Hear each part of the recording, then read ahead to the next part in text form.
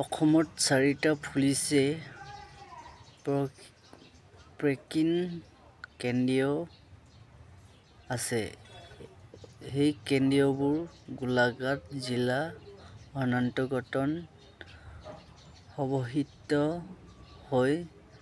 4টা কেন্দ্ৰ হ'ল নম্বৰ 1 হ'ল পুলিচ ট্ৰেইনিং কলেজ PTC, 2 নম্বৰটো হ'ল আৰ্মিড পুলিচ ট্ৰেইনিং কাউণ্টাৰ APTC, 3 নম্বৰটো হ'ল বেটেলিয়ন ট্ৰেইনিং কাউণ্টাৰ BTC,